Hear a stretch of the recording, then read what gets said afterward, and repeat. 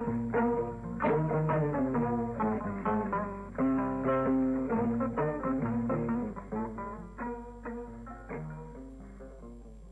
journal Ousmane Daou. Mesdames et messieurs, bonjour. À la une de cette édition, le président du Conseil de transition du Soudan au Mali depuis hier pour consolider et fortifier l'axe Bamako-Khartoum. Il a eu une séance de travail avec le général d'armée Assimi Goïta élargie aux délégations. Les deux chefs de l'État ont convenu de la création de commissions mixtes dans plusieurs domaines de coopération. Aujourd'hui, dans le rétroviseur de 2024, nous parlerons du travail abattu par le ministère de l'administration territoriale et de la décentralisation pour le retour de l'administration sur toute l'étendue du territoire national. Dans l'actualité de l'AES au Burkina Faso, on réfléchit comment mettre l'intelligence artificielle au service du développement. Au même moment, le ministre en charge des Affaires étrangères du Faso est porteur d'un message au Niger. Dans l'actualité internationale, le président somalien Hassan Sheikh Mohamed est reçu hier en grande pompe en Éthiopie. Ce dimanche, plus de 300 000 Comoriens sont aux urnes pour élire leurs représentants à l'Assemblée nationale, boycottés par une partie de l'opposition.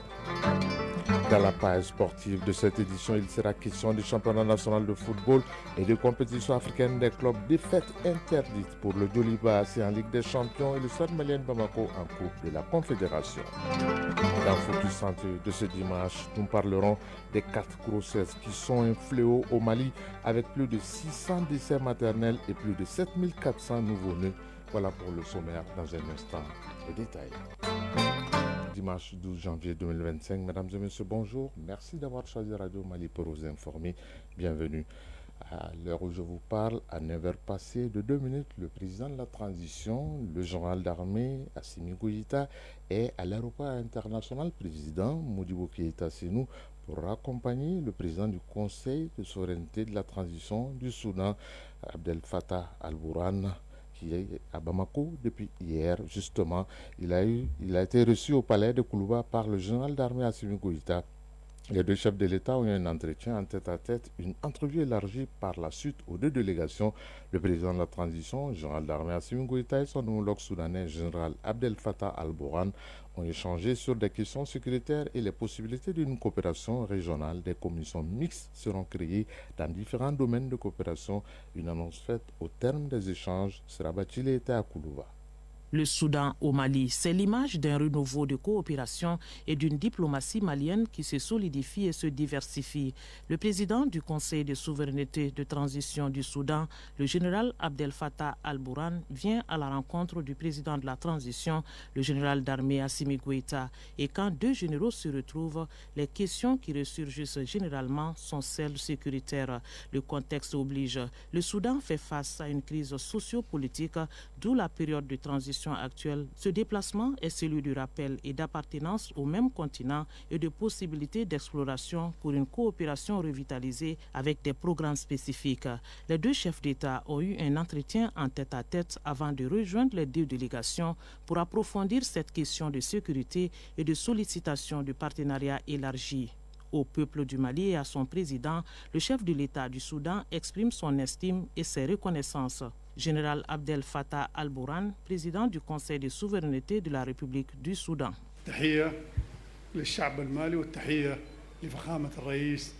Tout d'abord, je voudrais exprimer mes salutations, mes remerciements chaleureux à son Excellence, Monsieur le Président de la République, mon cher frère, et au peuple malien, tout d'abord pour leur soutien au Soudan et au peuple soudanais dans cette crise que nous vivons.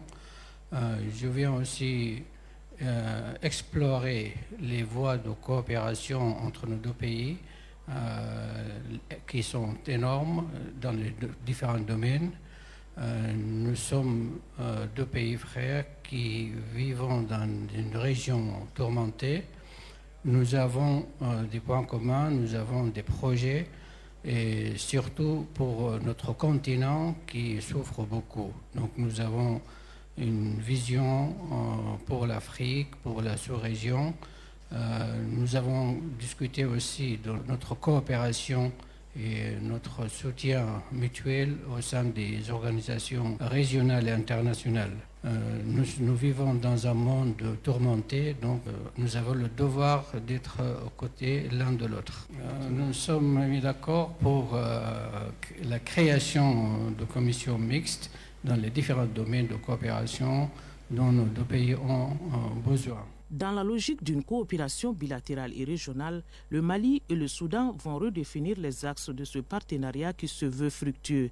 Sur le plan régional, les sujets d'intérêt commun ont été largement discutés, même s'ils n'ont pas été rendus publics.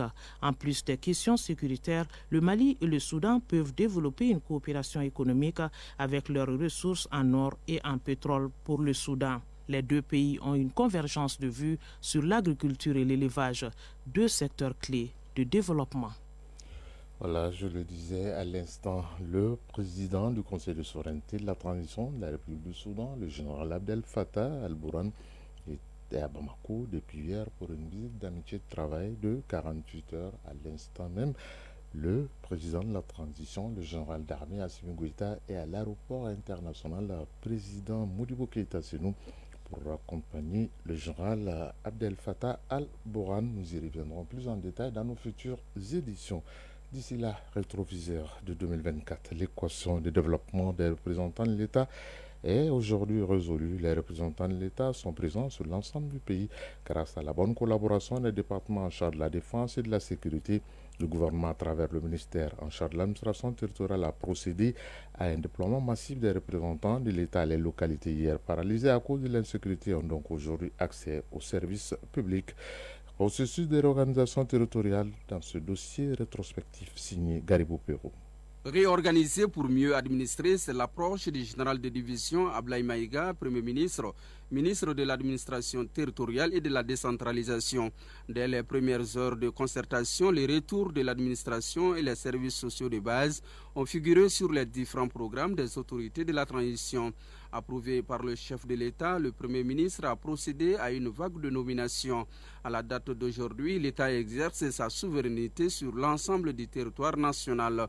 Général d'armée Assimi Goïta, président de la transition. Les forces armées et de sécurité ont en effet mené des opérations de stabilisation et de reconstruction dans les régions reprises, permettant ainsi le retour des services publics. Général de division Ablaye Maïga, Premier ministre, ministre de l'administration territoriale et de la décentralisation. Aujourd'hui, les représentants de l'État, gouverneurs, préfets et sous-préfets, sont nommés dans l'ensemble des circonscriptions administratives de notre pays, ce qui est un exploit. La stratégie que nous avons utilisée, nous avons, avec la collaboration au franc concours du ministre de la Défense et des anciens combattants et du ministre de la Sécurité, procédé à un déploiement massif d'éléments issus de ces deux ministères. Favorable au développement économique et social, le processus porte déjà ses fruits. Général de division Ablaye Maïga, Premier ministre. Un des exemples les plus récents, c'est la nomination du gouverneur de Kidal avec un certain nombre de représentants des services déconcentrés. C'est pour vous dire qu'en fait, comme je dis, le point de départ, c'est toujours d'abord la présence effective des représentants de l'État, gouverneurs, préfets, les préfets et leurs adjoints et les sous-préfets. Donc c'est une dynamique qui est en cours. Les indicateurs les plus palpables que nous avons, c'est la diminution du nombre de déplacés internes. Ensuite, bien entendu, le retour de certains réfugiés. C'est également le lieu de saluer et de féliciter Madame le ministre de la Santé et du Développement social, l'action du ministre de la Réconciliation, qui prend en charge également ces volets.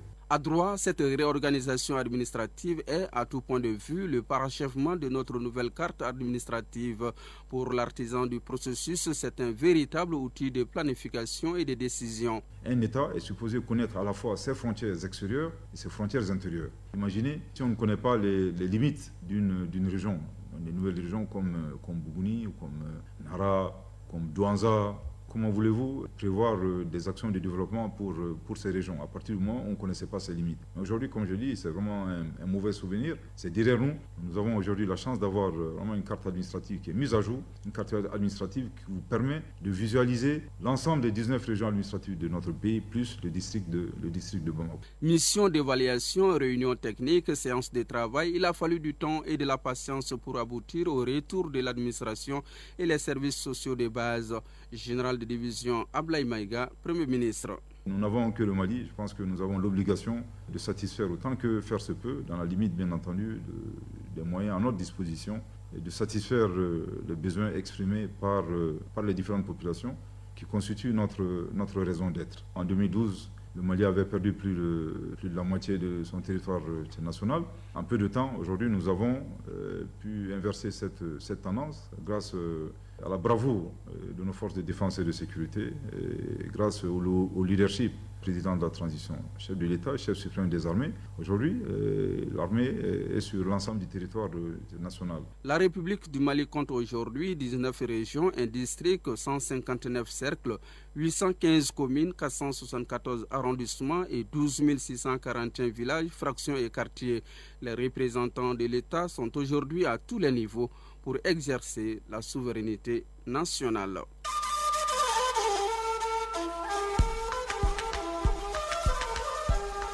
AES, actualité.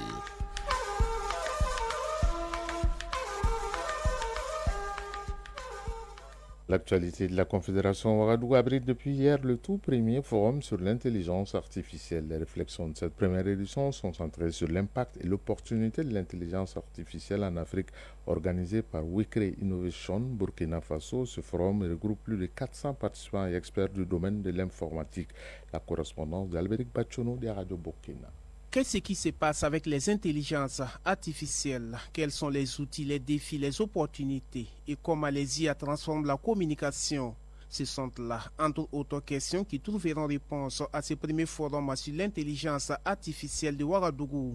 Pour les représentants du ministre en charge de la transition digitale, ce forum sur les IA est une opportunité pour transformer la société burkinabé. Idriss Tinto. C'est un forum qui permet aux gens de se retrouver pour échanger, toujours sur cette opportunité pour chacun, afin de voir ensemble comment on peut développer des projets et renforcer les capacités au niveau local, développer tout ce qu'il faut comme base pour permettre au Burkina Faso de pouvoir se positionner en matière d'intelligence artificielle. Le forum sur l'intelligence artificielle est organisé par Wikri Innovation Burkina Faso. Il a pour vocation de créer un cadre d'échange entre professionnels, décideurs, enseignants-chercheurs, étudiants pour discuter du contenu de l'intelligence artificielle. Le président du comité d'organisation, Limaba Lompo. Il y a des experts internationaux et nationaux qui sont là. Une partie qui va être les généralités sur l'IA, défis et opportunités de l'IA en Afrique. Nous aurons donc un panel d'experts pour discuter donc de la question de l'IA. Et nous avons 2 ateliers pratiques sur donc des domaines bien précis de l'IA, notamment l'éducation, la gestion d'entreprises. À la fin des travaux, une séance plénière va permettre de tirer les conclusions de ce forum. Cette première édition, qui a regroupé plus de 400 participants, s'est penchée sur les thèmes impact et opportunités de l'intelligence artificielle en Afrique.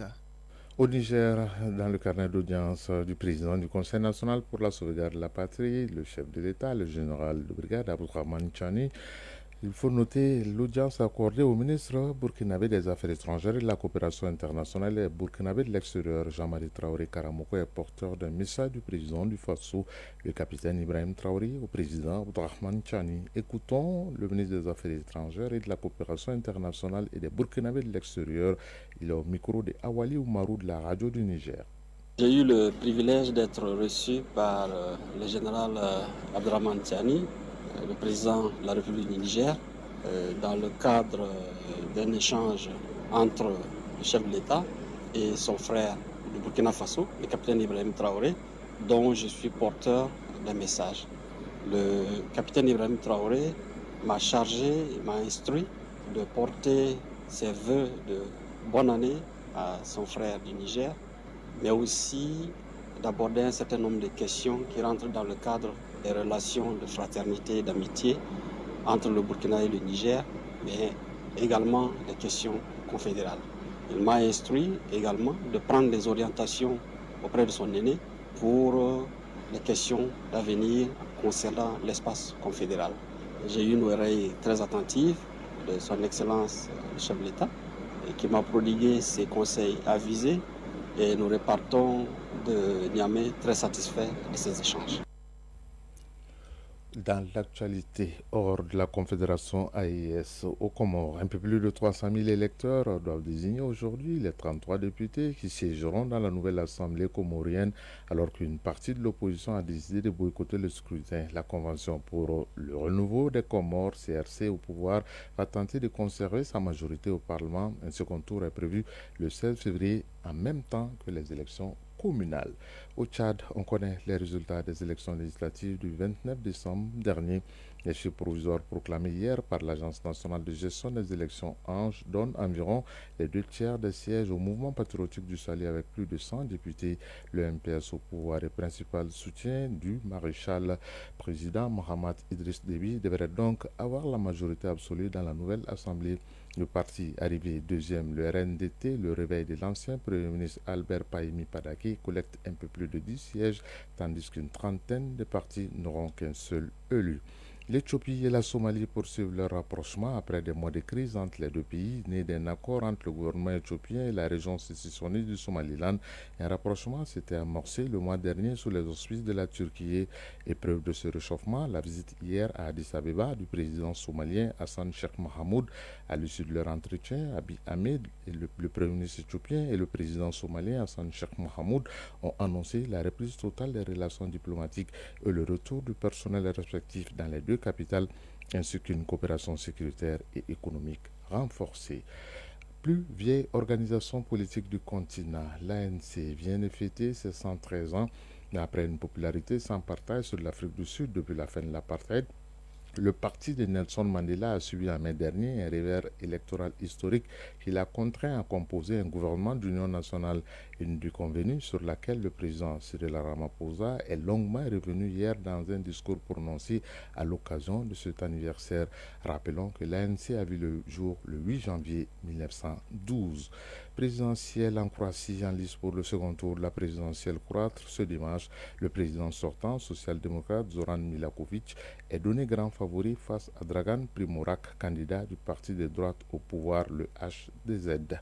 Enfin, aux États-Unis, partis depuis quelques jours, les incendies à Los Angeles ne sont toujours pas maîtrisés et continuent leur progression. Le dernier bilan s'élève à 16 morts et le feu qui a ravagé le quartier de Pacific Palisades continue de poser des problèmes aux pompiers. Le feu se déplace désormais un peu partout dans la ville. De nouveaux ordres d'évacuation ont été lancés, notamment pour le quartier de Brentwood, qui est un quartier très peuplé.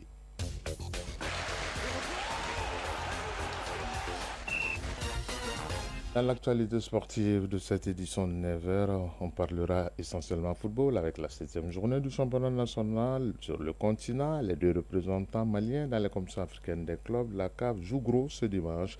En Coupe CAF, le Stade Malien Bamako doit absolument avoir un résultat positif en Afrique du Sud contre Stellenbosch FC, tandis qu'en Ligue des Champions, dernier de la classe, le Djoliba AC joue sa dernière carte contre l'Espérance de Tunis cet après-midi au stade du 26 mars. Famourou Djourté pour les détails.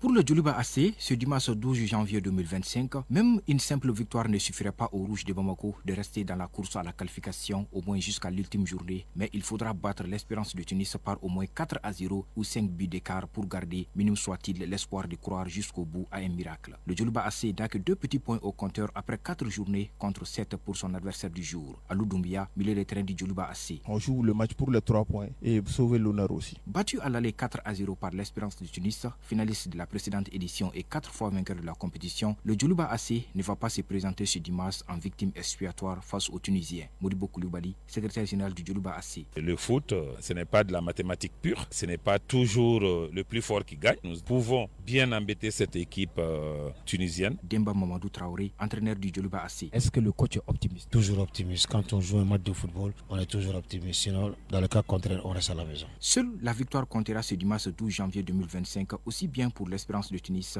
que pour le Djoliba AC, bien que les 100 et or aient les faveurs des pronostics. Le coup d'envoi de la rencontre sera donné à 16h GMT par l'arbitre gabonais Pierre Ghislain. Concernant l'autre affiche du groupe D, ce samedi, Pyramids d'Égypte est allé s'imposer 1-0 en Angola devant Sagrada Esperança. Le club égyptien s'est qualifié pour la phase à élimination directe de la compétition. En Coupe de la Confédération, communément appelée Coupe CAF, le Stade Malien de Bamako est en déplacement périlleux chez Stellenbosch FC en Afrique du Sud. Les Blancs de Bamako, qui avaient gagné à l'aller 2-0, sont 3e avec 4 points dans le groupe B, derrière leurs adversaires sud-africains qui occupent la 2e place avec 6 points, derrière la Renaissance sportive Berkane du Maroc.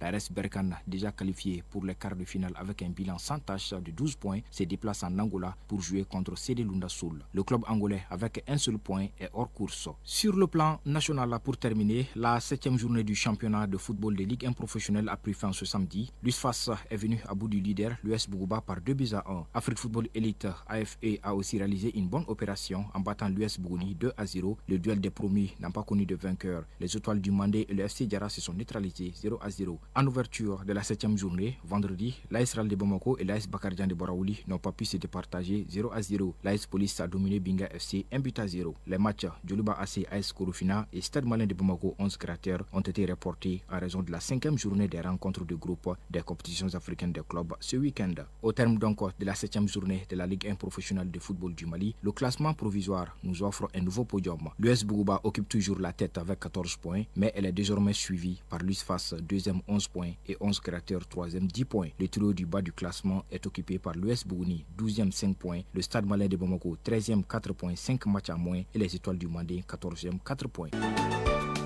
Focus santé. Et dans celui de ce dimanche, nous allons parler des 4 grossesses de trop qui sont à la base de l'augmentation du taux de la mortalité maternelle et néonatale au Mali. Tenez-vous bien, l'année dernière, selon l'Office national de la santé et de la reproduction ONASR, en collaboration avec le ministère en charge de la santé, le Mali a enregistré plus de 600 décès maternels et plus de 7400 nouveaux-nés décédés. Kouma Sissé nous en dit plus. Les grossesses rapprochées, retardées, fréquentes et précoces sont appelées dans le milieu sanitaire les 4 grossesses de trop ou encore les 4 trop. Silimana Fanta Koulibaly, gynécologue.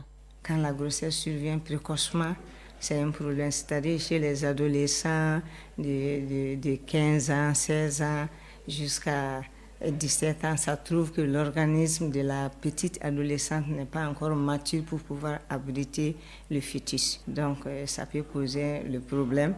Les grossesses trop fréquentes, nos mamans qui ont eu à faire une dizaine de grossesses et même 12, il y en a qui sont allés jusqu'à 15 grossesses. Et ça fragilise l'utérus, ça fragilise l'organisme maternel.